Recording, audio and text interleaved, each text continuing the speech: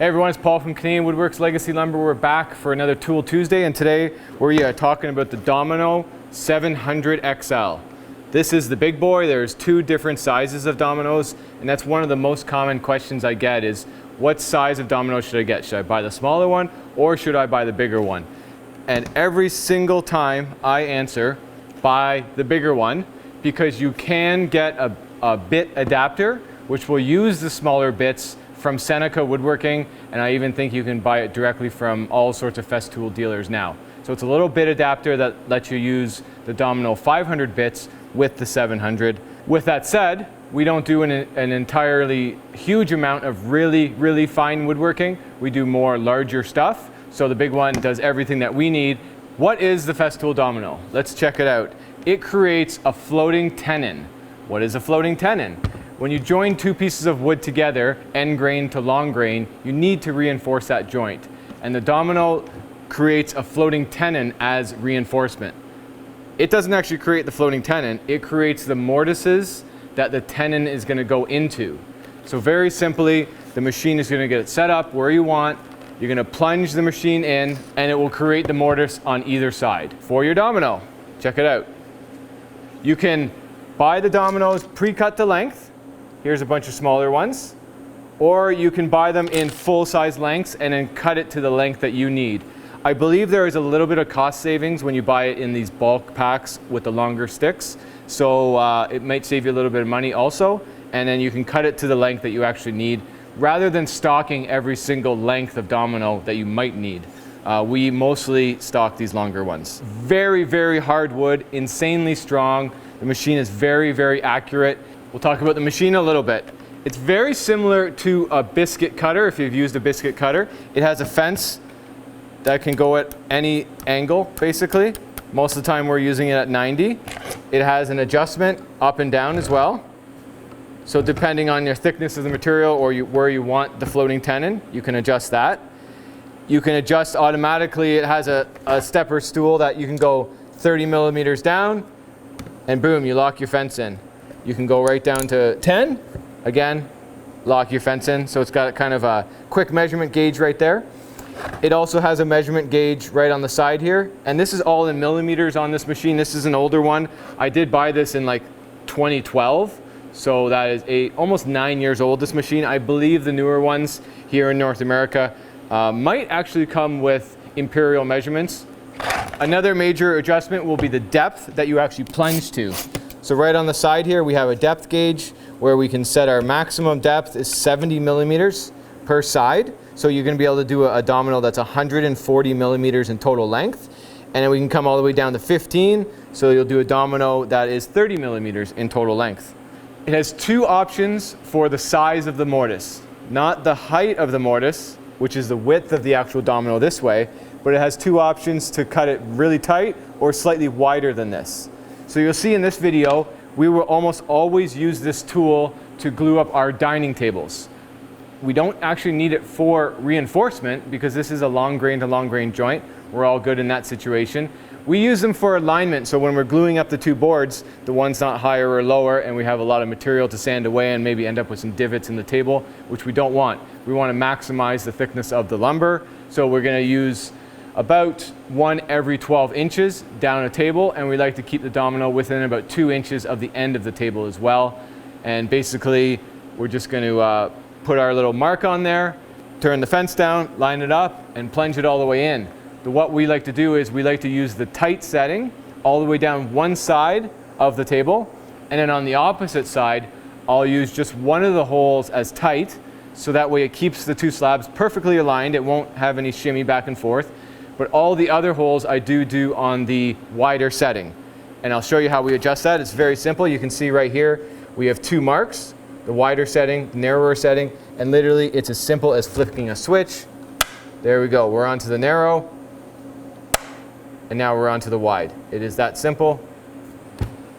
So we'll usually put a T or a W for tight or wide, depending on what size domino hole that we're doing on the project that we're working on. Of course, Festool, what's it known for? Dust collection. It does hook up directly to any shop vac, of course. You'll see us using the Festool shop vac, which we literally have almost zero dust coming out of the machine, which is amazing to work with. You can work right on site in a customer's house if you really need, and you're producing almost no dust.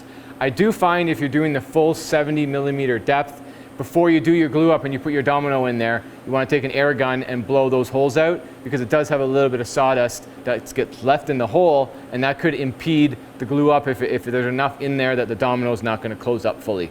And just like the entire line of Festool tools, they do use an interchangeable cord, so you can leave one cord on your shop vac, and you basically just need to push it in and turn, and we're locked in nicely. So our most common use that we are using the tool for is gluing up dining tables, aligning the boards. That way when we glue up, we don't have any issues with the alignment of them and we're wasting material, adding a lot of work to the table. We typically will always do dominoes that are the full 140 millimeters in length, and we use the larger size domino because it's going to also help with the the warpage and the twistage and all that of the table down the road. One trick though, we don't put any glue in the mortises because we don't want that long domino hindering the expansion and contraction of the actual table. So that's our number one use that we use it for. And then myself as a chair maker, and also we make a lot of table bases where we do have long grain to end grain, where we do need that reinforcement. So as fellow woodworkers, or maybe you're an aspiring woodworker, you're gonna have some woodworking heroes. And one of mine is definitely Jory Brigham. He is, I believe, in California. His style, his design, his work ethic, the way he works, basically everything about him. What can I say? As a woodworker, I'm in love with the guy. And when I started woodworking, I like to see other designs and create other designs. And this was, I think, his Hank chair. He's got really cool names for all his furniture too. His Hank chair. So whenever I design a chair, I start designing the outside, the side view of the chair. We then can easily draw where our joint locations are going to be. Bam, bam, just with a really good straight edge. So that way we can derive our 3 template pieces from this piece of plywood. So now we've broken down our 3 templates. We have our joint locations right here. We then are able to then trace this onto your solid wood that you're going to be using to create your piece of furniture. And hey, what do you know? We got them right here. So now you just want to line up all your joint locations exactly where they're going to be. See if I can do this correctly. I think that's right. And you can see on these actual pieces, we just have little ticks where we actually are going to line up the domino machine. And I write the depth that I'm going to do. So I'm going to do 40 millimeters per side here. And then actually on this one, we're doing 25 millimeters per side. And I have a T and a T. So we're doing all these mortises will be on the tight setting. And then over here, we got 40, 40, 40, 40, and then all on the tight setting. So if we're going to flip this up, you can see what we've created. These are the mortises that the tenons are going to go into. So here's your tenon. Slides in very nicely to the mortise. And this is where, with just the one tick on the piece of wood, by adjusting the height of the fence, we can do 2 dominoes stacked on top of each other. Extremely, extremely strong. Let me get these front ones in also. 2 more 40s. Then we have 2 25s. Then from here, we're going to be able to assemble the chair. Hopefully. You can see how, oh yeah, there we go. No glue, no nothing yet, and it's crazy strong. There it is there. So it's pretty awesome. You have a crazy strong joint. Add a little glue, add some clamps, you're good to go. And like I said earlier, the really nice thing is that you can pretty much fab up your entire chair or piece of furniture that you're doing. Dry fit, no glue needed. So if you need to do some adjustments, you can do it after. You can take it apart and deal with it. So that's a quick rundown of the Festool Domino. It's not every use of the machine. I do follow many, many woodworkers, especially. What's your name? What is his name? He makes the domino dock, folks. He makes the domino dock. So down below in the comments, if you follow him on Instagram, I'm having a huge brain fart. He's in my feed all the time. I'm liking every post that he puts up. What this is a quick rundown of what we mostly use this tool for. So on a daily basis, we're gluing up 1 or 2 tables typically. So it really helps out with the alignment, and it really helps out with my furniture making, especially when I'm prototyping a piece of furniture. Not only that, you know that your piece of furniture, once it's glued up and put together, it is strong. It is certainly going to last the test of time, And that's really the number one thing as a woodworker. You want to build something, you want it to last, you want it to look good, and if it's a chair, better be damn comfortable. So I'm Paul, Canadian Woodworks. I hope you enjoyed this video. Maybe you learned something, maybe you didn't. If you got some really cool tips of your own for the domino, let us know.